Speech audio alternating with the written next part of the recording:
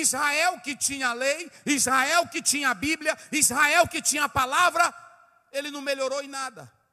Não melhorou em nada. João 11, 12, veio para o que era seu e os seus não receberam. Tinha uma palavra, tinha uma profecia, mas não melhoraram em nada. Tem crente que tem Bíblia, tem crente, irmão, todo dia. A cada dia, irmão, quando eu chego lá em casa, aí pronto, a gente pregando aqui, quando a gente sabe de uma coisinha do irmão. Aí eu digo, meu Deus, a gente está pregando todo dia e essa pessoa não melhora em nada. Tem crente que nunca vai melhorar. É por isso que João Batista disse lá em Mateus 3, que ele só pode ser cortado com machado. Não é assim que está lá? E juntado com a pá, cortado com machado e tocado fogo, porque não melhora nunca. Tem crente que não melhora nunca.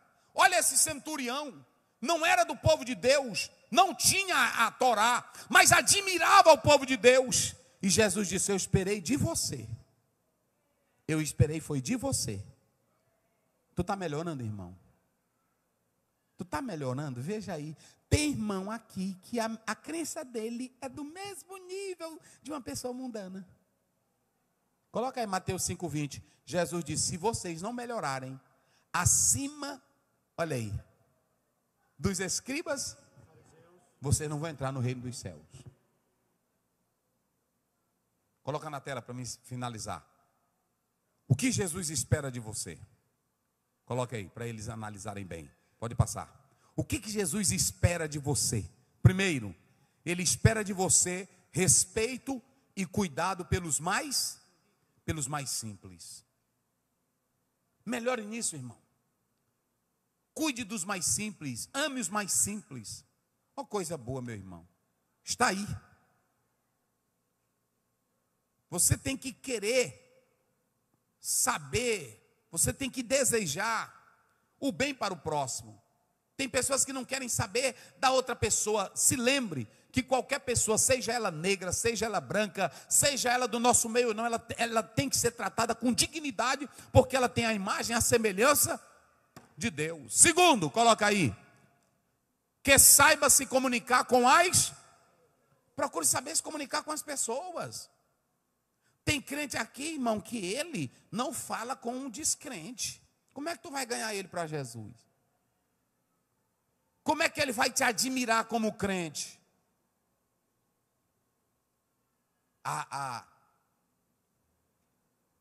Os anciãos lá de Israel, quando Pedro foi na casa de Cornélio, que também era um gentil e era um centurião. Observem bem, aí eles disseram, Pedro, está bem em Atos 11, coloca bem só o início. E Pedro, nós soubemos que você foi para a casa de um homem ímpio, de um homem gentil. Explica-nos isso, Pedro. Ei, tem uma crençona. Aí Pedro disse, é verdade. Atos 11 primeiro, pode botar aí. É verdade, eu fui na casa deles. Pode passar. Eu fui na casa dele.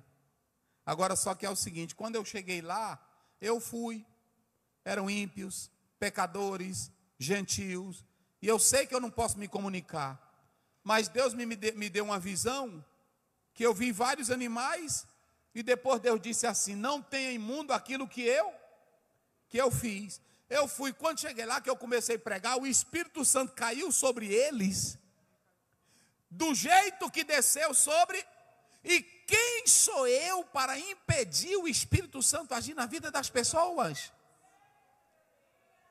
Isso aqui é lindo, olha, Pedro, ele só foi se comunicar com eles, porque Deus mandou quebrar isso. Ele foi para a casa de um homem ímpio. Tem irmão que não sabe se comunicar. Pronto, é uma crença lá no bairro, na rua, que ninguém fala com ele. Até as pessoas têm medo dele. Porque o crente não é acessível. Você tem que ser acessível, volte lá. Tem que ser acessível, tem que ser agradável. Lá para o ponto lá. Acessível, agradável. Tem que saber. Jesus disse assim, lá em João 17,15. Pai, eu não os peço que eu os tire do mundo. Olha para cá, teve uma mulher na Bíblia que ganhou uma moabita velha para Deus. E essa moabita, ela era de um povo ímpio, ela era ímpia, era pecadora véia. Mas ela ganhou só com o comportamento dela. Como era o nome dela? Hein? Noemi, está ali. A Noemi, só com o comportamento dela, a Ruth disse assim: não me enche para que eu te deixe, porque eu não vou te deixar. Aonde tu pousar, eu vou pousar junto. Aonde tu morar, eu moro contigo. De agora em diante, o teu povo é o meu povo e o teu Deus é o meu Deus. Só pelo comportamento dela. Ô, véia crente, irmão. Coloca lá, meu filho, em último lugar. Olha aí. Então, segundo, saiba se comunicar. Procure saber se comunicar com as pessoas descrentes. Olha esse verbo aí, que eu falei agora há pouco, misturar, é saber se relacionar. Eu posso muito bem me relacionar sem me misturar. Eu posso muito bem viver no meio das pessoas incrédulas, pecaminosas, elas gostando de mim e eu gostando delas. Pronto, teve muita gente que, Jesus, irmão, toda casa velha de pecador que convidava ele, ele ia. E na casa de um bandido, ladrão, aí Jesus foi dizer, eu vou pousar aqui. Aí ficou na casa do Zaqueu, está lá em Lucas 19, não é assim? Ficou na casa dele. Era assim que era Jesus. Aí tu quer ser mais santo do que Jesus? Não, aí eu não entro. Aí eu não entro. A insantidade vê a besta que não tem quem aguente. Terceiro e último lugar, coloque aí. Que tenha percepção. Pronto, eu pergunto aqui aos irmãos. Vocês já observaram o tamanho da fé e da percepção do centurião? Talvez se fosse eu ia dizer, eu quero é que ele venha aqui em casa, que eu quero ver ele botar a mão no rapaz, e o rapaz ser, eu quero é que ele toque, que a glória desça aqui. Ele disse, não, Jesus. Irmão, era tanta fé que ele tinha, era tanta percepção espiritual. Aqui está o segredo.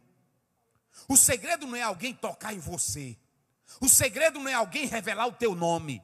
O segredo não é alguém citar teu nome aqui do púlpito. O segredo é a tua percepção espiritual. Esse homem percebeu quem era Jesus.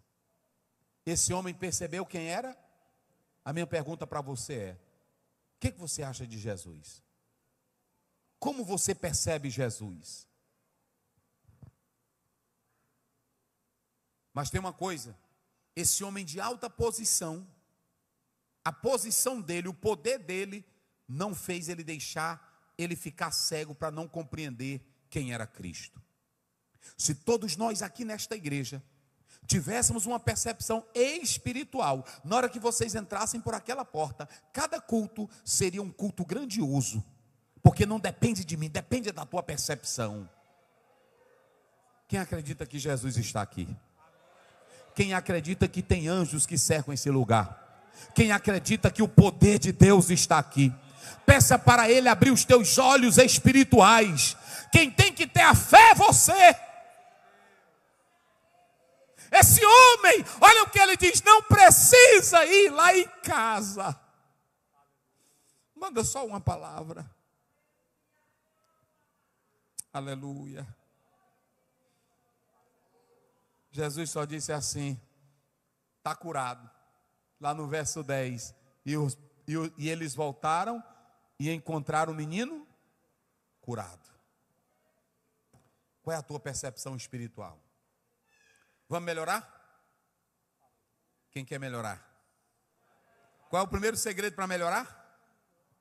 Qual é o primeiro segredinho para melhorar? Vocês se lembram? Não? Já se esqueceram? Oi? Eu não estou entendendo. Qual é, irmãs? Respeito e cuidado pelos mais simples. Irmão, quando você tem respeito e cuidado pelos mais simples, Jesus te ama. Qual é a segunda coisa? Saber? Procure saber se relacionar. Como é que você diz que tem Jesus e não consegue se relacionar nem com o teu vizinho? Jesus disse, se tu diz que ama a Deus e não sabe se relacionar nem com seu irmão que está vendo ele, como é que tu vai amar a Deus? E em terceiro lugar, tenha percepção espiritual. Procure saber quem é Jesus. Olhe para mim aqui, eu vou encerrar dizendo: eu não preciso que Jesus faça grandes coisas para me entender quem é Ele. Sabe por que Jesus curou o servo do centurião? Porque ele entendeu quem era Jesus antes de Jesus curar. Tem gente que só quer entender quem é Jesus quando ele cura. Se Jesus fizer isso, eu vou ser crente. Tu tem que ser crente é porque ele é, e não porque ele vai fazer por ti. Ele não é teu empregado, ele é Deus, e ele tem todo o poder nos céus e na terra. Sirva a Deus assim, meu irmão. Adore a Deus assim, e o Senhor Deus vai te dar vitória. Só quem crê, diga glória a Deus. Fecha os teus olhos. Senhor, dai-nos percepção espiritual, Deus. Que nós possamos ter essa fé que esse centurião teve. A fé de acreditar que não precisa o Senhor ir na nossa casa para fazer milagres. Mas aonde o Senhor está, o Senhor faz como quer, quando quer e a hora que quiser. Porque tu tens todo o poder, Pai. Assim como disse o profeta Eliseu: abra os olhos do moço para que ele veja. Que o Senhor abra os olhos espirituais de cada crente aqui esta noite. E se Jesus abrir os teus olhos espirituais, e se você entrar nessa dimensão da fé, você vai ver milagres de Deus. Porque Ele tem todo o poder nos céus e na terra. Abençoa a tua igreja.